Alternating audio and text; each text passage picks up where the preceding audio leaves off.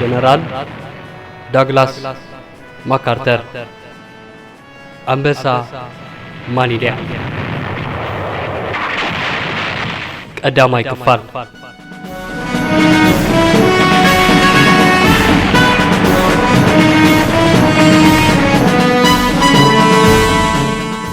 قال فلات التاريخ كم زبلوه تاريخ عالمنا تاريخ قجتن وقعني ودي سب كابت انت تقمت جميرو مخنياتنا فترة نحاد حدوخ قاتل زنبرن زلوني هاجراتن هزبتاتن انتس كورو ويك كلاخلو انتس نخبرت وين فقري ببزح مخنياتات عالم بزح وقعات رئة بدم دك سب شقيا كوينات مس كله قفوه ملكع هاجراتن هزبتاتن زقرص تاريخ زفترن زترفن حدنتن حدث مهزتاتن زبراتا ترئيوني دحر كل عنوات نخينات مريحهم زعوتن زسوءن بزح جكانو يهلو عالمنا سموم نزمنات زذكر كم بعال أكيلاس كم بعال اسكندر عبي كم بعال جوليوس قيصر كم بعال غانغس كهان كمنا نابولين بونابورت زامسلو بركوتات جكانو كينات رئيا أما جمريا مفارغ مبل عسرا خفل زمن عالم كلتا عبيتي عالم لخوان كيناتات رأيت قدامين كلاين كينات عالم بفلاي كلاي كينات عالم كم انجليزاوي جنرال منتغومري جرمناوي جنرال روميل جاباناوي جنرال ياماماتو أمريكاوي جنرال ماكارتر استفالو ملو أدناقي زمن نبره بفقر هاجرهم زندو بزنان كبرن جقننا زقيدو ببوصل وتهدراو خلتن مريحنتن كاب ذكرو جنرالات نزقنا حدا جنرال داغلاس ماكارتر الإلنا إنام بار نلو مخنو قع إنه وقعي سناي مكتال زي دمت راديو إيراناي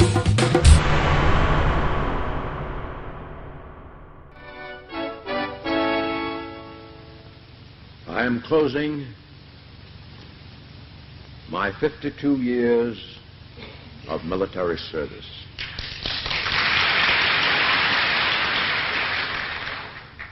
When I joined the army, ناي 52 عامت وتهدراو قلقلتي أبزي بكعلو ناب سراويت كسنبر كلخو ناي كل عنت تسفاتاتين حلمين زسقع كل نيرو أويست بوينت على محلاي دحر من فسامي عالم بزح كيزي تقايا رأي since I took the oath on the plain at West Point,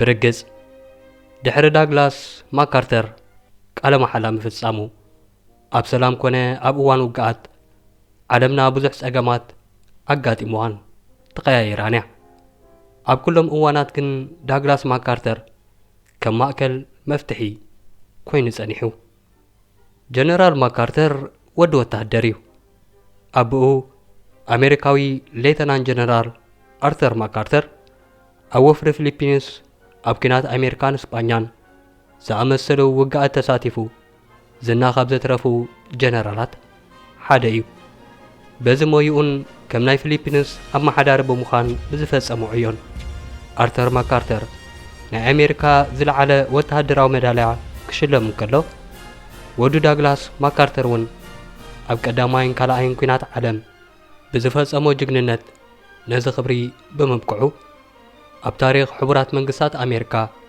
نزي خبري زبقعو أبن ودن نمخان كساب ليت لومي بخالد زي تبسحة تاريخ زورغو سر رأياتهم نسو أبشحن شومون تميتن سمانيان أب أركانساس أب زركب وتهدراو معسكر تولده دحيرو تاريخو خوقع انكلو أبتبوتا من باب المصحفن كلمة مملاقي تخصن مقلاب فرسن إيه تمهيرة يبل أبو أرثر ماكارتر ودو داغلاس ود 13 عامات تاب زنبر الأوان بأنكرو كم زبله إذا قلعة بلوص وتهدر ناي مخان تعدلتي زلو مسلني بلا المسائي نمرأي حيل خمزلو سب إذي حق مخانو نمرأي جن داغلاس ماكارتر بزحي وسدلون نا ويست بوينت مسأتوه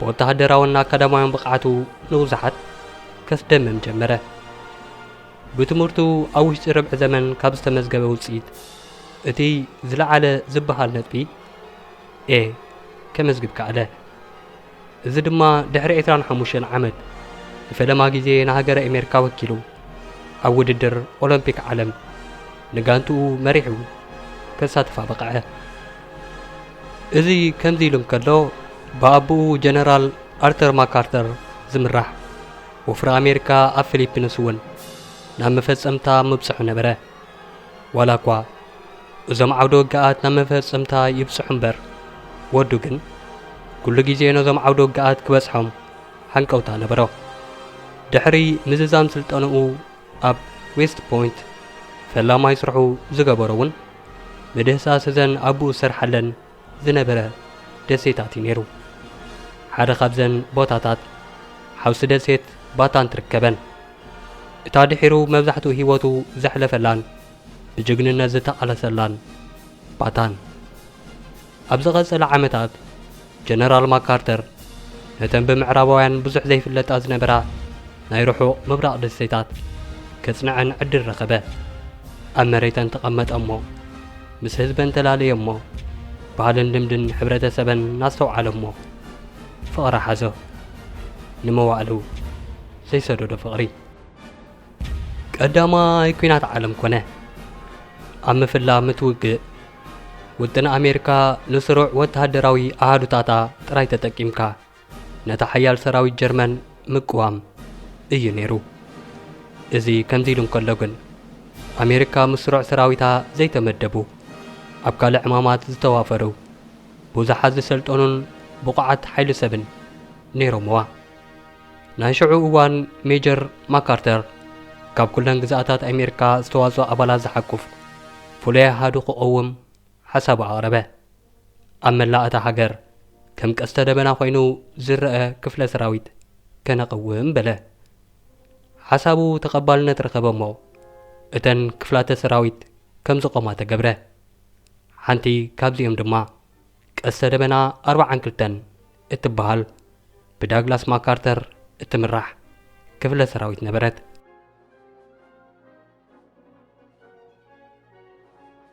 إذا كفلة سراويت أب هاجر فرنساي نزس بياوجه بأجبابو نمدلاو وخل سلطانان عدكن نمملا يسرح نبره دحر بوزح سلطانا اتا كفلة سراويت نامنا يوجه ميدا وردت أبز اوان زيو أزازتا كفلة سراويت كورنيل ماكارتر مستنكر بزخونة سلطتات عودو وجه لنفسو خرقاق السخالن نمساي عبو تحدراو مرحي كم زخون زمسكرن أب عودو وجه بزوستوم بلوصات وسانتاتن حدقا بزقاتو مأوان فلسم كيفرها بزخدوم كيدتاتن سنا ماكارتر كبكبل قبرو نسو أب تاريخ أمريكا اتزناقسه أب عودو قينات كفلة سراوي زأكل مرحو ستساتفه عزازوني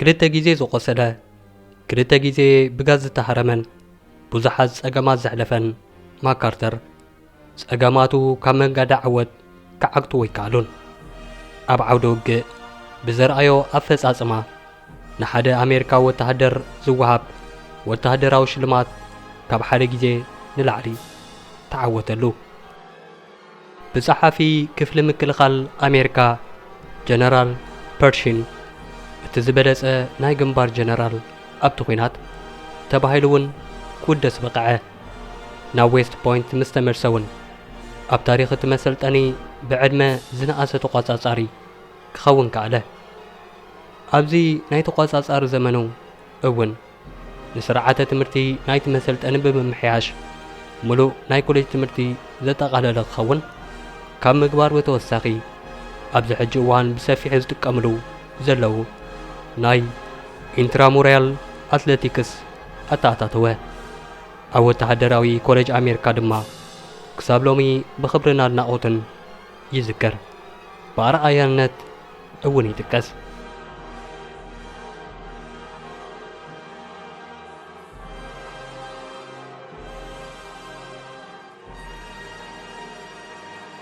ኣብ 1930 ማካርተር ብማዕርግ ሙሉእ ጀነራል ሓለቓ ስታፍ ሰራዊት ኣሜሪካ ኮይኑ ክሰርሕ ተመዘ።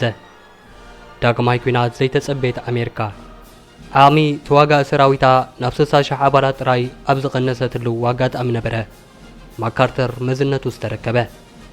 ንሱ ዘመናዊ ሰራዊት ንምህናጽ ዘቕረቦ ሓሳብ ናይ ምክልኻል ባጀት ክውስኽ ዘቕረቦ ጠለብ ዕሽሽ ተባሂሉ 50 ዝኾኑ ናይ ሰራዊት ክፍልታት ክብተኑ ውሳነ ብምብጽሑ ምስ ፕሬዚደንት ሩዝቨልት ክጓሰጡ ክሳብ ዝደልዩ ኣብ ሓያል ክርክር ዘብጽሐ ምጉት ኣትዮም ምንባሮም ይዕለል። ኣብ ከባቢ 1930ታት ኣብ ኤሮጳ ንዝነበረ ናይ ምንቅስቓሳትን ወተሃደራዊ ኩነታት ካልኦት ሃገራትን ንምዕዛብ ናብ ኤሮጳ ንዑደት ከደ። ኣብ ጀርመን ውግእ ንምክያድ ምድለዋት ከም ዘለውን ንሓይልታት ኪዳን ማለት ኣላይድ ፎርስስ ገለጸሎም። ሃገረ ፈረንሳይ ኣብቲ ግዜቲ ኣብ ቀዳማይ ኩናት ዓለም ንዝወዓልካለይ ዓብ ውዕለት ምስጋና ኢላ ሸለመቶ። ብሉጽ ወተሃደራዊ ኣበርክትኡ ኣብ ፈረንሳ ካብ ሓይልታት ኪዳን ኣፍልጦን ክብርን ክረክባ ኸኣሎ። ናብ ኣሜሪካ ምስ ተመልሰ እውን ግዜ ከይወሰደ ሃገሩ ኣብ ሓደጋ ከም ዘላ ክግንዘቡ ንሃገሩን ንኮንግረስን ከረድእ ጀመረ። ሓድሽ ዓይነት ሰራዊት መካናይዝድ ተሽከርከርትን ብቕልጡፍ ናይ ሰራዊት ምስሕፋሕ ከም ዘድልን ብኣጽንዖት ገለጸሎም። ብዓመታት ማካርተር ዘይተጠራጠሩ ፕሬዚደንት ሩዝቨልት ዳግማይ ሓላፊ ስታፍ ገይሮም ሰየምዎ። እዚ ድማ ኣብ ታሪኽ ኣሜሪካ ብዕድመ ዝነኣሰ ዳግማይ ዝተመርጸ ሓለቓ ስታፍ ክኸውን ገበሮ። ማካርተር ኣብ 20ታት ዕድሚ እንከሎ ኣብ ፊሊፒንስ ኣሰራብኡ ምምኽታል ኣገልጊሉ ነይሩ። በዚ እዋን ብዘረኣዮ መስተንክራዊ ስራሓት ኣብ ልቢ ፊሊፒናውያን ቦታ ንኽህልዎ ገበሮ። ኣብ 1930ታት ምስኦም ዘለዉ ፍቕሪ ዘይዘንግዑ ፊሊፒናውያን ሓዳስ ሃገር ምስ ምቋሞም ኣብታ ሓዳስ ሃገር ወታደራዊ መኻሪኦም ንኽኸውን ሓተትዎ። ሕራይ ኢሉ ተማእዘዘ። ካብዚ እዋን ጀሚሩ ኣብ መንጎ ፊሊፒናውያንን ማካርተርን ዝነበረ ምሕዝነት እናዓበየ ኸደ። ኣብ 1935 ናይ 10 ዓመት መደብ ምህናጽ ምክልኻል ሰራዊት ፊሊፒንስ ተጀመረ። እቲ ኣብ ግዜ ሰላም ዝሃንጾ ሰራዊት ፊሊፒንስ ኣብ ግዜ ኩናት ክመርሖ ምስኡ ሓቢሩ ደም ክኸፍል ምዃኑን ግን ርግጸኛ ኣይነበረን። ዝኾነ ኮይኑ ጀነራል ማካርተር ብሕቶ ፊሊፒናውያን ሰራዊት ምክልኻሎም ካህንጽ ጀመረ። ንሰራዊት ፊሊፒንስ ንምህናጽ ብዘርኣዮ ትግሃት ዝተሓጐሱ ፕሬዚደንት ፊሊፒንስ ማዕረግ ፊልድ ማርሻል ሃብዎ። እዚ ማዕረግ ኣብ ፊሊፒንስ ክሳብ ሎሚ ንኻልእ ተዋሂቡ ይፈልጥን። ካብ ፊሊፒንስ ተሳሒቡ ናብ ኣሜሪካ ክምለስ ጻውዒት ምስ ተገብረሉ ህልኸኛ ዝኾነ ማካርተር ኣብ ፊሊፒንስ ዝጀመርክዎ ስራሕ ከይዛዘምኩ ኣይምለስኒ በለ። ፊሊፒንስ ካብ ዝለቅቕ ካብ ሰራዊት ኣሜሪካ ክፋኖ መረጸ። ኣብቲ ግዜቲ ወዲ 57 ዓመታት ዝኾነ ኣብ ሰራዊት ኣሜሪካ ብዝተፈላለዩ ጽፍሕታት ን34 ዓመታት ዘገልገለ ማካርተር ካብ ሰራዊት ዝፋነወሉ ግዜ ኣኺሉ ብምባል ክጥያስ ወሰነ። ኣብ ፊሊፒንስ ተሪፉ ድማ ኣማኻሪ ፕሬዚደንት ኮይኑ ሰርሐ።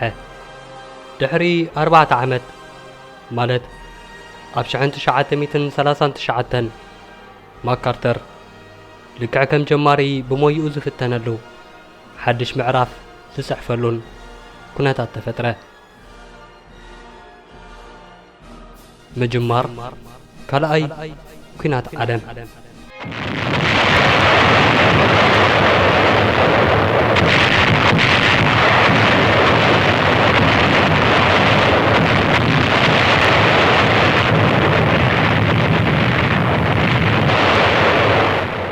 أمريكا ኣብ ፊሊፒንስ ዝሰፈረ ናይ ባሕርን ምድርን ወተሃደራዊ ሓይሊ ነበራ። ስለዚ ሓደ ወርሒ ቅድሚ መጥቃዕቲ ጃፓን ኣብ ልዕሊ ፐርል ሃርበር ፕሬዚደንት ሩዝቨልት ማካርተር ንንጡፍ ኣገልግሎት ናብ ሰራዊት ተመሊሱ ንኽመርሕ ፀውዕዎ። ክብሪ ሃገሩ ኣብ ዝተደፍረሉ ህዝቡ ኣብ ሓደጋ ኣብ ዝኣተወሉ እዋን ጀነራል ማካርተር ምስ ፕሬዚደንት ሩዝቨልት ዝነበሮ ንትርኽ ገዲፉ ሕቶ ፕሬዚደንቱ ከይነፀገ ንኣገልግሎት ናብ ሰራዊት ተመልሰ። ድሕሪ ሓደ መዓልቲ መጥቃዕቲ ፐርል ሃርበር ፊሊፒንስ እውን ግዳይ ሓያል መጥቃዕቲ ጃፓናውያን ኮነት። ፊሊፒንስ ብ40,000 ወተሃደራት ጃፓን ተኸበት። ማካርተር እዚ መጥቃዕቲ ጃፓን ንምክልኻል ብውሑዳት ሓይሊ ሰብን ነፈርትን ስርሑ ሓደ ኢሉ ጀመረ።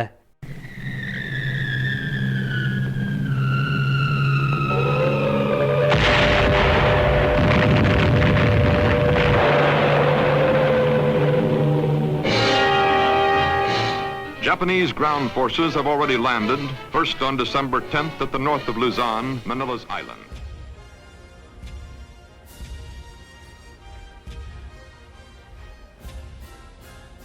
ጀነራል ማካርተርን ሰራዊቱን ወላ እኳ ብርቱዕ ናይ ምክልኻል ውግእ እንተገበሩ ኣይሰለጦምን።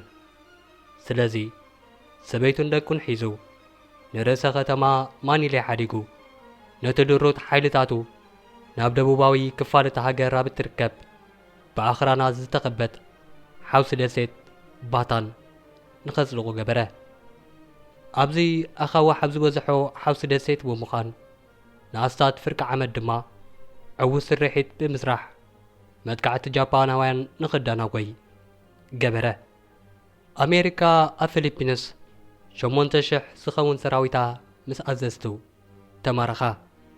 ማካርተር እውን ብዝነበሮ ውሑድ ሰራዊት ዘካይዶ ናይ ምክልኻል ውግእ ኣሸጋሪ ነበረ። ግን ፊሊፒንስ ንገድፋ እንተ ሞይትና ጥራዩ ብዝብል ዘረብኡ ኣብ ልቢ ወተሃደራቱ ሰሪጹ ካብ ዝሓዞ ቦታ ምንቕ ኣይበለን። እዚ እውን ነቲ ተስፋ ቆሪጹ ዝነበረ ውሑድ ሰራዊት ብምንቕቓሕ ናብ ናይ ዓወት መንገዲ ዝወሰደ ጅግና እዩ ክብሉ ደቂ ሃገሩ ኣሜሪካውያን ከመጉስዎ ሽሙ ናብ ኩሉ ክዝርጋሕን ጀመረ። እታ ኹናት ድሕሪ ዓረማ ዝበፅሓ ሃገርን ህዝባን ድማ ካብቲ ኣብ ኣኽራናት ባታን ኮይኑ ዝምክዝ ዝነበረ ጀነራል ሞራልን ጅግንነትን ቀሰሙ። ጀነራል ማካርተርን ሰራዊቱን ወላ እኳ ብርቱዕ ናይ ምክልኻል ውግእ እንተገበሩ ኣይሰለጦምን። ኣብታ ደሴት ዝነበረ ዓቕሚ ሰብ እናጐደለ ኸደ። መጥቃዕቲ ጃፓን መመሊሱ ሓየለ። ኣማኸርቱ ናብ ካልእ ቦታ ዘይነዝልቕ ክብሉ ምኽሮም ለገሱ። ማካርተር ግን ሬሳይ ሓመድ ከይተደፍነ ካብ ባታን ኣይወፅእን እየ ክብል ኣቕበፀ። እዚ ምስ ኮነ ናይ ኣሜሪካ ጠቕላሊ ወተሃደራዊ ኣዛዚ ፕሬዚደንት ሩዝቨልት ውጥን መጥቃዕቲ ጃፓን ክጽበ ብዝተኻለ መጠን ጽቡቕ ምድላው ምእንታን ክገብርን እቲ ኹናት ካብ ኣውስትራልያ ኮይኑ ንኸቕጽሎ መምርሒ ሃቡ። ማካርተር ተባሳጭወ። ግን ትእዛዝ መራሒኡ ከኽብር ነበሮ። ዋላ እኳ ፊሊፒንስ ሓዲካ ምኻድ ሕጉስ ኣይግበሮ መሳርሑ ተኣኪቡ ከም ዝበሎም I landed on your soil. I said to the people of the Philippines whence I came, I shall return. ንፊሊፒንስ ለቂቐ ናብ ኣውስትራልያ ከምርሕ ካብ ፕሬዚደንት ዝሕዝን ትእዛዝ በፂሕንሎ። ትእዛዝ ስለ ዝኾነ ክጥሕሶ ኣይክእልን። ስለዚ ንሕጂ ኸይደ ግን ክምለሴ ዝብል መብፅዓ ብምእታው ፊሊፒንስ ሓዲጉ ናብ ኣውስትራልያ ኣቕንዐ። ማካርተር እዚ ክሳብ ሎሚ ዝከረሉ ዘረባ ኣብ ቅድሚ ወተሃደራቱ ተዛረበ። ጀነራል ማካርተር ኣብ ኣውስትራልያ ናይ ኣሜሪካ፣ ናይ እንግሊዝ፣ ናይ ኣውስትራልያን ፊሊፒንስን ወተሃደራት ናይ ዝሓቁፍ እዚ ጠቕላሊ ሓላፊ ኮይኑ ተመዘ። ኣብ ኣውስትራልያ ምስ በጽሐ ዝጸንሖ ውጥን ኩናት ጃፓን ክሳብ እተጥቅዕ ምጽባይ ዝብል ነበረ። ንሱ ግን እቲ ዝበለጸ ምክልኻል ቀዲምካ ምጥቃዕ እዩ ዝብል ቅዲ ሓርየ። ብዙሕ ከይጸንሐ እቲ ኩናት ክዕወት እንተኾይኑ ክምለስ እየ ኢሉ ቃል ናብ ዝኣተወሎም ናብ ህዝብታት ፊሊፒንስ ክምለስ ከም ዘለዎ ተረድአ። ፊሊፒናውያን ወተሃደራት ብቐዲ ደባይ ኩናት ኣሰልጠነ። ናይ ኩናት ውጥኑ ነደፈ። ነቲ ኩናት ናብ ኣውስትራልያ ክመጽእካ ካብ ምጽባይ ብመንገዲ ኒው ጊንያ ናብ ጸላኢ ክትወስዶ ከም ዘለካ ኣመነ። ቀሊል ኩናት ከም ዘይከውን ንጹር እዩ። ንፊሊፒንስ ደሴታታን ዝቈጻጸር ካብ 200,000 ንላዕሊ ሰራዊት ጃፓን ኣብቲ ቦታ ዓስኪሩ ነበረ። ነዚ ሰራዊት ዝመርሖ ድማ እቲ ሰሙይ ጀነራል ያማማቶ እዩ ነይሩ። ናይ ማኒልያ ነብሪ እናተባህለ ጽዋዕ ጀነራል ያማማቶ ወተሃደራዊ ጥበብ ዝፈልጥ በሊሕ ጨካንን ተባዕን ብምንባሩ ኣሜሪካውያን ብዋዛ ፈዛዛ ዝሕዝዎ ሰብ ኣይነበረን። ኣብ ሲንጋፖር ንልፍንታዊ ሰራዊት ኣሜሪካ በታቲኑ ብምድምሳሱ ጃፓናውያን ንማካርተር እውን ክስዕሮ ምዃኑ ሩዱእ ገይሮም ወሰድዎ። ጀነራል ማካርተር ቤት ጽሕፈቱ ካብ ኣውስትራልያ ናብ ኒው ጊንያ ኣጋዓዘ። ልክዕ ከም ዝሓሰበ እውን ኣብ ነፍሲ ወከፍ ደሴታት ምስ ማእልያ ዘይብሉ ገዚፍ ብዙሕ ቁጽሪ ዘለዎን ጸላኢ ምግጣሙ ዘይተርፍ ኮነ። ነቲ ኩነታት ማካርተር ከም ዝኽብል ይገልጾ። ኣብ ነፍሲ ወከፍ ደሴታት ፓሲፊክ ምስ ጸላኢ ምግጣም ከቢድ እዩ ነይሩ። ብዙሕ ወጻኢታት ዝሓትት ዋላ እኳ እንተነበረ ኣብ መፈጽምትኡ ዓወታት ከምጽእ ግን ገይሩ እዩ ይብል። ውግእ እናጠንከረ ብዝኸደ ብኡ ልክዕ እውን ሓይልታት ኪዳን ማለት ኣላይድ ፎርስስ ዓወታት እናተጓናጸፋ ኸዳ። ብወገን ሓይልታት ኪዳን ዝነበረ ክሳራታት ውሑድ እዩ ነይሩ። ምኽንያቱ እኹል ዝኾነ ቅድመ ምድላዋት ስለ ዝተኻየደ። ብወገን ጃፓናውያን ግን ብዙሓት ተማሪኾም ኣሽሓት ነዚ ዓለም ንኸይምለስዋ ብኡ ገይሮም ተሰናቢቶም። መራሕቲ ጃፓናውያን ብዘይ ሰራዊቶም በይኖም ክተርፉ ተገዲዶም እቲ ኣንኮ ክገብርዋ ዝኽእሉ ነዚ ከምዚ ንክኾኑ ዝገበሮም ጀነራል ኣድናቆቶምን ናእደኡምን ምልጋስ ኮነ። ንጀነራል ዳግላስ ማካርተር ከም ዝኽብሉ ሰየምዎ ኣንበሳ ማኒልያ። ነቶም ንማካርተር ዝተረድእዎ ሰባት ኣብ ነፍሲ ወከፍ ስግምቱ ናብ ፊሊፒንስ ቀልጢፍካ ንምምላስ ዝነበሮ ቆራጽነት ዘርኢ ከም ዝነበረ ንምግማቱ ዘጸግም ኣይነበረን።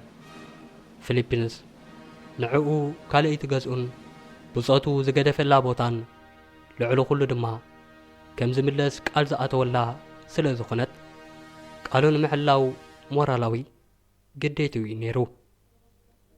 ኣብ 1944 ኣብ ሃዋይ ምስ ፕሬዚደንትን ኣድሚራል ኒሚተዝን ኣብ ዝተኻየደ ኣኼባ ካብዚ ናበይና ክንከይድ ዳግላስ ፎርሞሳ ድዩ ወይስ ፊሊፒንስ ተባሂሉ ሕቶ ቀረበሉ እሞ ሞራላዊ መሰረትና ነኽብሮ እንተኾይና ንፊሊፒናውያን ማሓስናን ፈተውትና ንምድጋፍ ክንምለስ ግድን እዩ ክብል ተሪር መርገጽ እዩ ገለጸ። እቲ ውሳነ እውን ተወሰነ። ከቢድ ፈተነ ንዘለዎም ንፊሊፒናውያን ምድጋፍ ብዝብል ኣሜሪካውያን ብሓያል መሪሕነት ጀነራል ዳግላስ ማካርተርን ብሓገዝ ፊሊፒናውያንን ተሓጊዞም ገማገም ባሕሪ ፊሊፒንስ ብምሓዝ ኣብቲ ከባቢ ንዝነበረ ጸላኢ ክኽበብ ገበሩ። ጸላኢ ኩሉ ኣንፈት ናይ ሓይሊ ሰብ ይኹን ናይ ሎጂስቲክ ኣቕርቦት ንኸይረክብ ሙሉእ ብምሉእ ክበሃል ብዝኽእል መልክዕ ኣብ ውሽጢ 360 ዲግሪ ተዓጽወ። ብኣንጻሩ ኣሜሪካውያን ንዝደለይዎ ዝኾነ ይኹን ነገር ንኽረኽቡ ናጽነት ሃቦም። ኣብ ገማግም ባሕርታት ፊሊፒንስ ዝነበሮም ዕዮ ዛዚሞም ናብ ማኒልያ ዝግበር ጉዕዞ ግን ፈተነታቱ እናሓየለ ኸደ። ጸላኢ ነቲ ገስጋስ ደው ንምባል ዘለዎ ኩላ ዓመታት ክጥቀም ጀመረ። ኣብ ማኒልያ ንዝርከቡ እሱራት ቅድሚ ሕጂ ካብ ዝገብሮ ዝነበረ ንላዕሊ ምንግልታዕ ስርሒዱ ክሕዞ ጀመረ። እዚታ ዘጨነቆ ጀነራል ዳግላስ ማካርተር ብዘይወዓል ሕደር ናብ ማኒልያ ክበጽሕ ከም ዘለዎ ወሰነ። ነቲ ፈቆዶ ጎደናታት ዝነበረ ዕርዲ ጸላኢ ንምጥሓስ መጥቃዕቱ ድሕሪ ምክያዱ ድማ ጸላኢ ናብቲ ካልእ ጫፍታ ከተማ ክሃድም ገበሮ። ኣብ ሓደ ጫፍታ ከተማ ሲቪላት ብሓጎስ ክጽልምሉ ከለዉ ኣብቲ ካልእ ጫፍ ድማ ጸላኢ ኣምሪሩ ይዋጋእ ነበረ። ይኹን እምበር ብዙሕ ከይጸንሐ እዚ እውን ዕጫ ከምቶም ቀዳሞት ንኽገጥሞ ብዙሕ ኣይወሰደሉን። ጀነራል ዳግላስ ማካርተር ናብ ማኒልያ ኣተወ። ድሕሪ ናብ ማኒልያ ምእታው ሲቪላት እታ ከተማ ብሓጎስ ዓለሉ፣ ብደስታ ሰኸሩ፣ ብፍሳሐ ጸንበሉ።